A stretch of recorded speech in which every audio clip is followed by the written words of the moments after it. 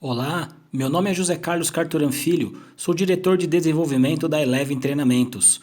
Deixe um like neste vídeo, compartilhe, inscreva-se no nosso canal, curta nossas redes sociais. Hoje quero falar com você a respeito de uma importante ferramenta de autoconhecimento e da dinâmica das relações interpessoais, chamada Janela de Johari. O nome dessa ferramenta, criada em 1955, deriva da junção dos nomes de seus idealizadores, Joseph Luft e Harry Ingham.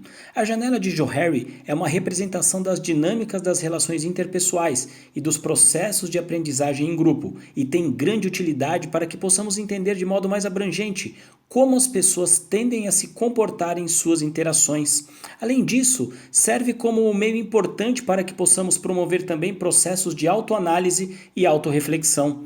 Como se não bastasse, pode também ser aplicada a grupos e organizações, inclusive como um insumo relevante para a construção e a aplicação de feedbacks. A mudança em um dos quadrantes provoca uma modificação em todos os demais. O modelo de representação gráfica da janela de Johari possibilita verificar as informações decorrentes de duas fontes, eu e os outros. Existem dois processos que regulam esse fluxo interpessoal quando determinado o tamanho de cada um dos quadrantes da janela.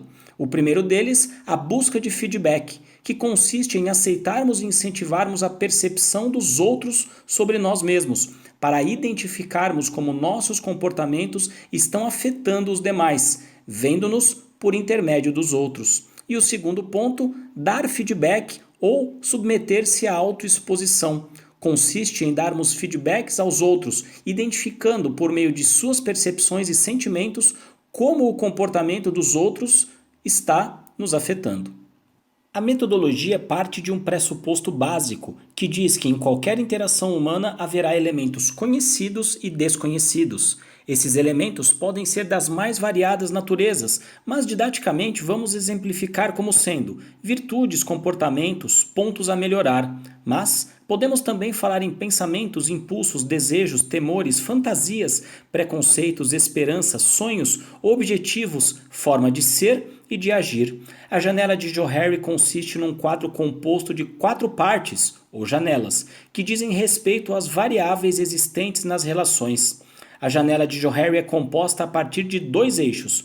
Um eixo, habitualmente o eixo horizontal, representa o nosso eu, nosso autoconhecimento, e é dividido em 2 regiões, o que é conhecido para o indivíduo, ou aquilo que reconheço, e o que é desconhecido para o indivíduo, e se for ligado a mim, aquilo que desconheço. O outro eixo, usualmente vertical, representa o conhecimento que os demais têm sobre nós e também é dividido em 2 regiões, o que é conhecido sobre o indivíduo pelo grupo, ou seja, o que os outros reconhecem, e o que é desconhecido para o grupo, ou o que eles desconhecem.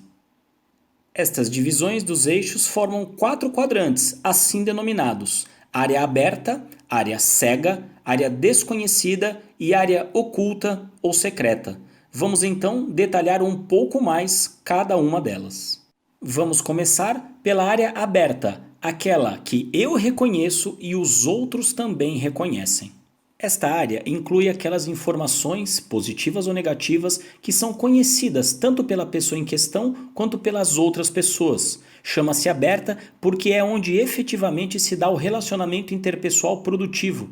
É uma área de conhecimento comum, partilhado por todos. Na área aberta ocorre uma efetiva troca de informações. Quanto maior for essa área, mais produtivo e mais útil será o relacionamento, porque é aí que os problemas são conhecidos e de fato enfrentados para serem resolvidos de uma vez por todas. De início, esse estilo pode provocar certa atitude defensiva dos outros, por não estarem acostumados a relacionamentos baseados em sinceridade e confiança.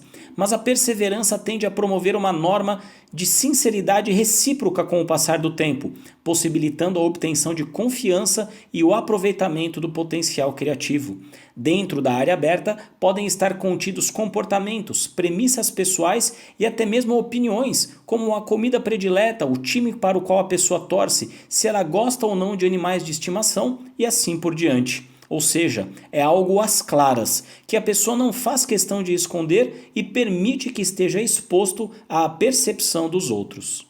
Podemos partir agora para a área mais obscura da janela de Johari, a chamada área desconhecida, que diz respeito às coisas que as pessoas desconhecem a respeito do indivíduo, mas que, por incrível que pareça, a própria pessoa também desconhece. Essas características podem surgir em momentos em que vivemos situações ditas como limite, quando, por exemplo, surgem grandes adversidades, momentos de medo extremo ou de outros sentimentos que afloram de modo quase incontrolável e natural. Sabe quando nós ou outras pessoas agimos de modo que jamais imaginaríamos ser possível, tanto para mais quanto para menos? Pois bem, esses comportamentos estavam contidos na área desconhecida, e vale mais uma vez salientar que podem ser bons, como recursos, capacidades, competências, ou bem ruins, como comportamentos limitantes, sentimentos ruins e atitudes completamente reprováveis. Caminhamos então para a terceira área ou janela, aquela que chamamos de área oculta ou secreta. Neste caso, eu reconheço, mas os outros desconhecem. Isto pode acontecer por dois motivos. O primeiro, o indivíduo faz questão em esconder, suprimir aquelas características ou comportamentos. E no segundo caso, talvez por falta de tempo de convívio, os demais ainda não tenham se dado conta desses pormenores. Boa parte das vezes, há uma iniciativa deliberada do indivíduo em esconder tais pontos, ou porque tem receio do que os outros possam pensar, ou até mesmo porque ele, no fundo, julga aquela conduta inadequada. Entretanto, uma percepção mais aguçada por parte dos que convivem com esse indivíduo, ou conosco, pode começar a trazer à tona esses pontos da área oculta. E por último, porém não menos importante, chegamos à área cega, que ocorre quando eu desconheço, mas os outros reconhecem coisas e pontos a meu respeito. Aqui há um ponto de alerta. Algumas dessas coisas podem ser banais, tolas. No entanto, outras podem ser importantes e até graves. Para darmos exemplos mais claros, pode ser desde um mau odor corporal, um mau hálito, passando por comportamentos que causam impactos para o próprio indivíduo e para o grupo em que este indivíduo está inserido. Vale uma reflexão neste ponto. Será que muitas coisas estão na área cega pelo fato de nós ou das pessoas de modo geral não pedirmos feedbacks? Concorda que se pedíssemos feedback de forma recorrente, haveria poucos pontos na área cega e que, além disso, conseguiríamos obter pontos de melhoria pessoal? Pois bem, infelizmente, pedir feedbacks ainda é uma raridade. Voltando ao panorama geral, temos aqui novamente completa a configuração da janela de Johari. Lembrando sempre que o ideal é que as coisas estejam em sua maioria na área aberta. Isso faria com que as pessoas nos vissem e percebessem de modo mais autêntico, transparente e, ao mesmo tempo, nós tivéssemos a real ideia de como somos vistos. E então, topa o desafio? Faça uma análise completa sobre si mesmo dentro da janela de Johari e lembre-se de pedir feedbacks às pessoas. Esteja receptivo a receber tais feedbacks. Eles podem ser extremamente valiosos para o seu desenvolvimento.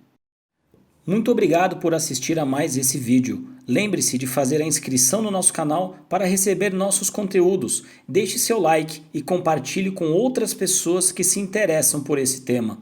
E além disso, siga-nos nas redes sociais, Facebook, Instagram e LinkedIn. Muito obrigado e até breve.